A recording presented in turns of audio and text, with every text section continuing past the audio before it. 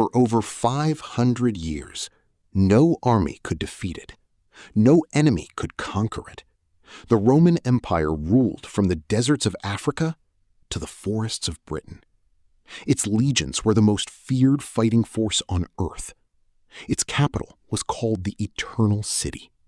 Its laws, its language, its roads shaped the entire Western world. And yet, one single night, a barbarian king walked through Rome's gates unopposed. The city that had not fallen in 800 years fell in 3 days. This is the story of how the greatest empire in history did not die from a single blow, but from 1,000 wounds it inflicted on itself. At its height, Rome ruled over 60 million people, 1 in every 4 humans on Earth. Its roads stretched across 3 continents. A message could travel from Britain to Syria faster than at any point in the next 1,000 years. Roman engineers built aqueducts that carried fresh water for miles. Roman law was studied and copied across the known world. For 200 years, the empire experienced something historians call the Roman peace.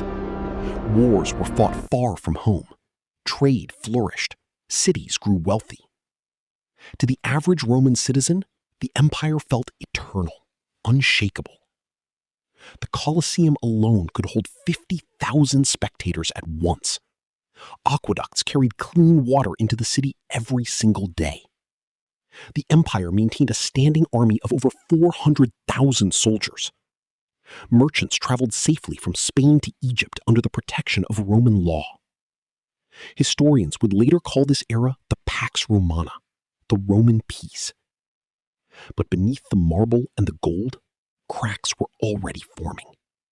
The empire had grown too large to defend. Its wealth had grown too dependent on conquest and slavery. And its politics were about to descend into chaos. In the 3rd century, Rome's political system collapsed into chaos. In just 50 years, the empire had 26 different emperors. Most of them were killed by their own soldiers.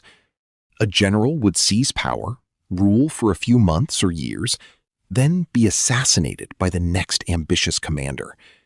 The empire briefly split into 3 separate rival states, each claiming to be the true Rome. The economy collapsed alongside the politics. Emperors debased the currency, mixing silver coins with cheaper metals to pay for endless civil wars. Prices skyrocketed, trade slowed. A devastating plague swept through the empire, killing millions and emptying entire cities.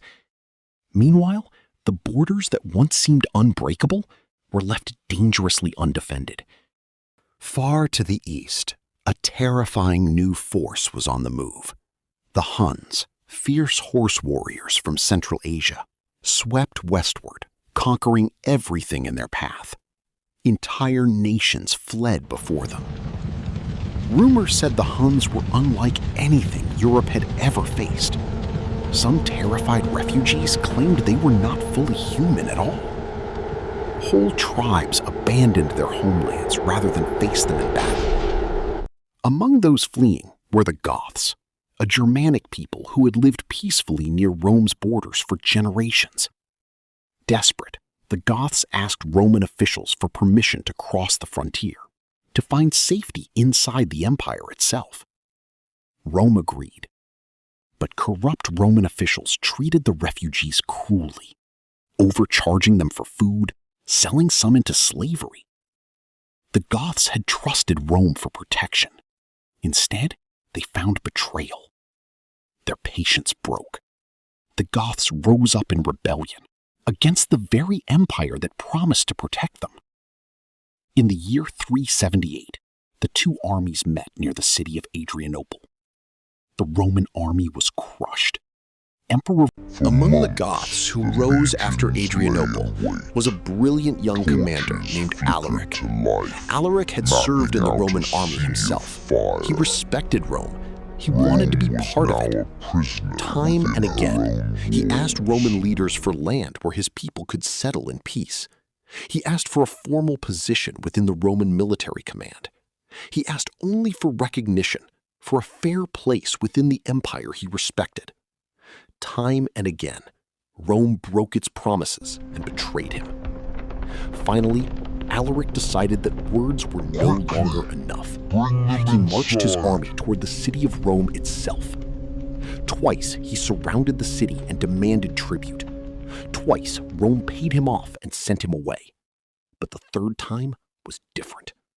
In the year 410, Alaric's army returned to Rome's walls once more. This time, the city could not hold him back. At night, the gates were opened from within. Alaric's warriors poured into the streets of Rome. For the first time in 800 years, the city that ruled the world was breached. For 3 days, the Goths moved through the city. Word of Rome's fall spread across the known world in horror. A scholar living far away wrote that when he heard the news, he could not stop weeping. The city that seemed eternal had proven that nothing lasts forever. Rome survived the sack, but it never recovered.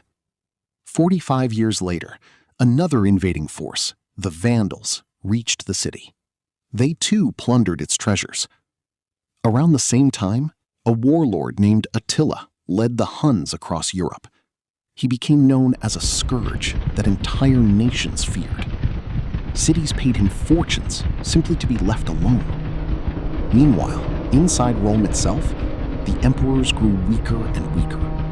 Real power shifted to powerful generals behind the throne. Many of these generals were not even Roman by birth.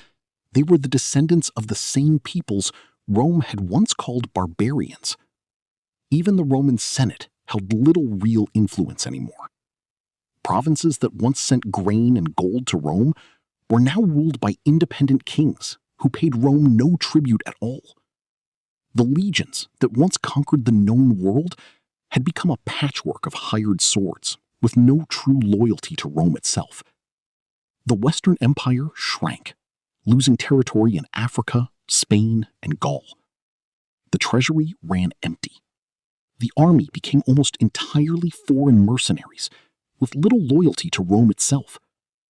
By the final decades, the emperor in Rome controlled little more than Italy, a shadow of the empire that once ruled the world.